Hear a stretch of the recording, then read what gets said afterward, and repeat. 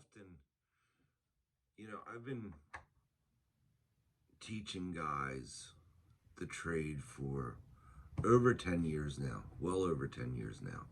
And actually I have an apprentice right now where I apprenticed his father.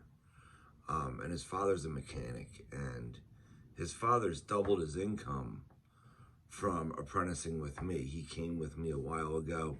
He did like a 2-year apprenticeship and doubled his income with the skills, and not even the skills. It's more the mindset that changed in him about the trade. And a lot of times that's the hardest thing to change, is how you view this trade. But if you're looking to become a tradesman or a mechanic that's making, I guess, more income, it's not how fast you work. A lot of these guys get caught in this trap about producing as much as possible. And in some areas of the trade, that's correct. It's only about how much you produce. Okay, but you don't want to be stuck in that part of the trade. Okay, they're just going to grind you down at hopes for more money one day in the future, but it's never going to come there. It's never going to get there because all they care about is quantity. All right, just get out of that side of it. If you're with one of those companies that just are all about speed, okay, and you're not learning any of the fundamentals of quality, efficiency, and it's just production. That's not this trade, okay? That's not a tradesman, okay? You're just being used for labor, all right? So to get these guys, when we get guys from these companies, their mentality, how they view the trade, okay? That's their biggest hindrance. That's what's holding them back from raises, bonuses, because these companies that are all about quantity, the moment you leave them, you're almost unemployable. And they do that on purpose. You need to understand they're doing that on purpose because they want to keep you underpaid, okay? And they don't want to show you quality matters, okay? They want you to just be a producer. These same companies are the companies that hire people right out of jail. And I think that's great that they do that, okay? But at the same time, they're taking advantage of that and keeping them highly underpaid. Highly underpaid. So when we get guys that want to, make more money, actually be able to afford a lifestyle, that's the first thing we have to change, is their mentality, okay? And basically, this is how I try to start them off, and it's hard. It's to break through.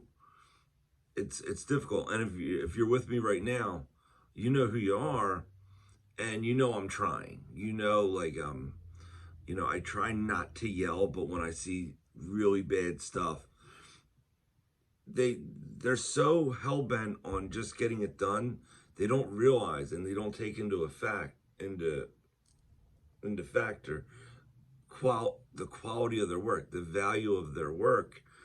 And everything we do with our hands, it's evident with what we leave behind, okay? So if you installed a light and it took you 5 minutes, how the wires are placed, how the light sits, how the screws are tied in or screwed in, you leave a trail of evidence of what you did, and it never goes away. Any master electrician can come behind you and inspect everything from how you cut plaster, how you cut drywall, how you cut the wire, how the screws look, how the wire placement looks in the box. You're leaving a story behind you, okay?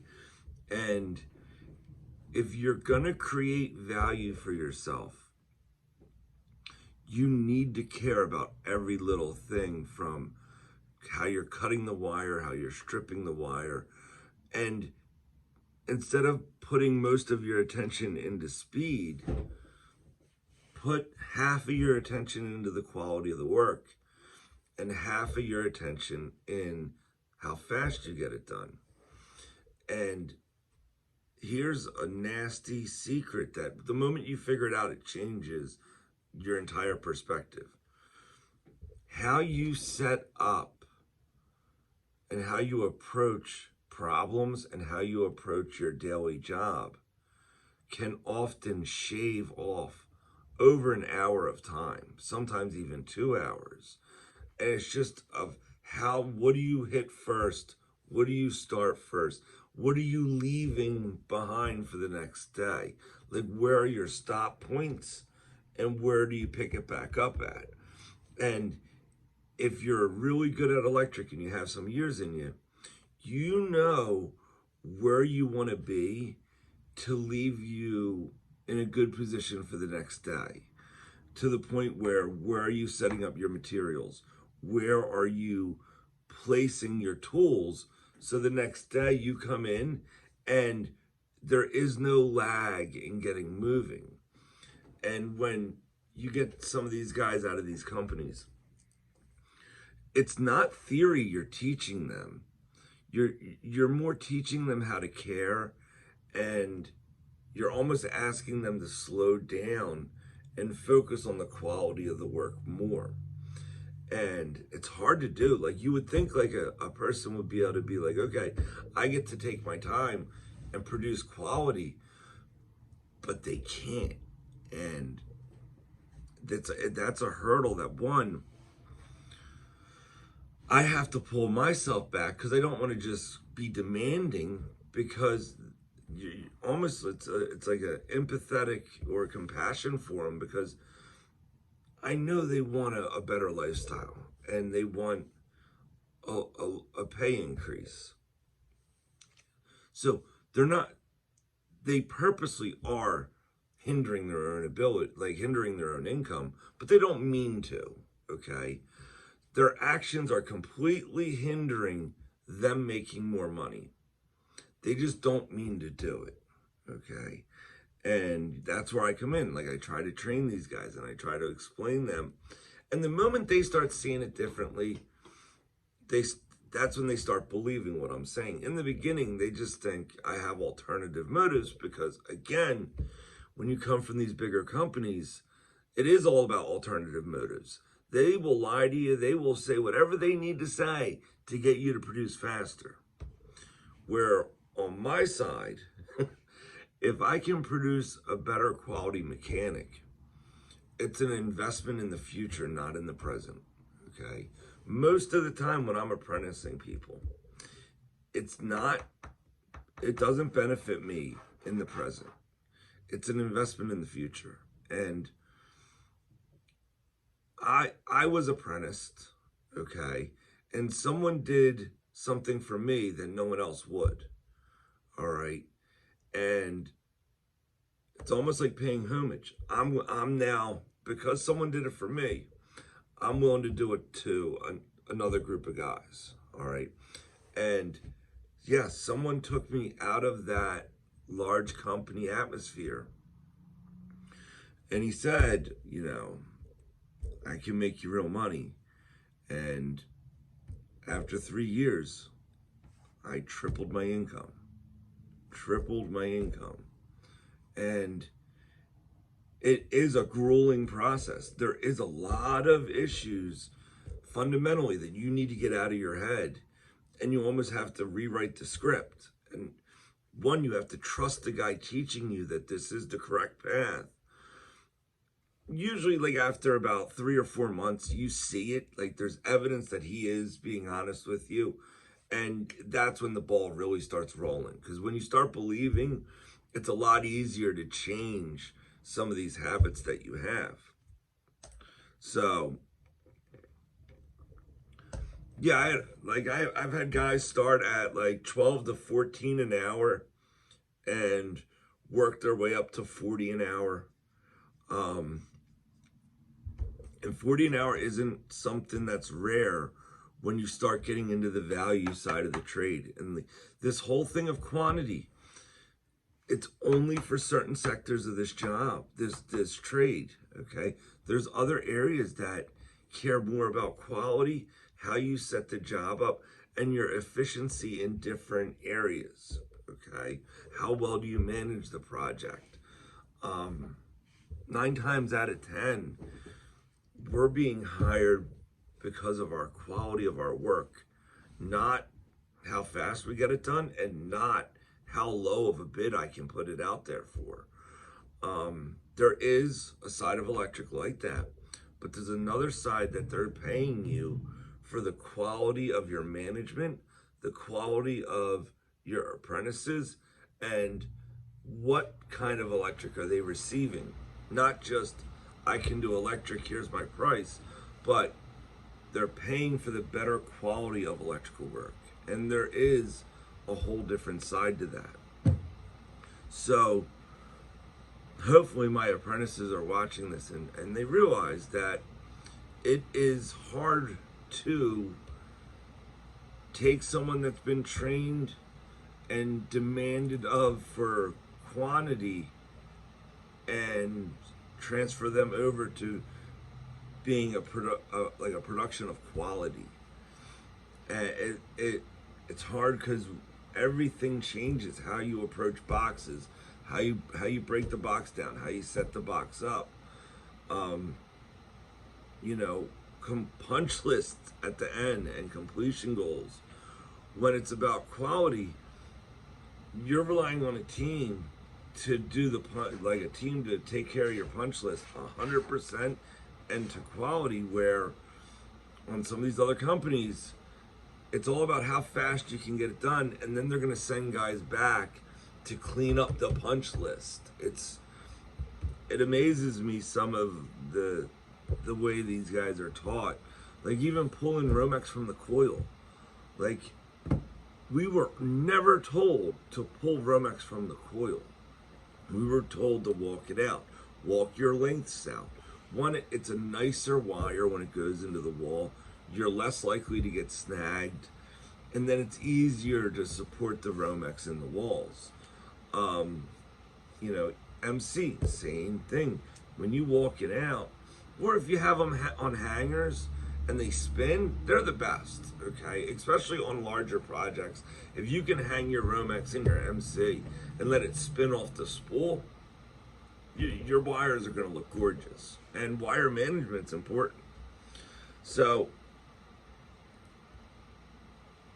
I guess the number one important thing here is, how are you being taught this trade?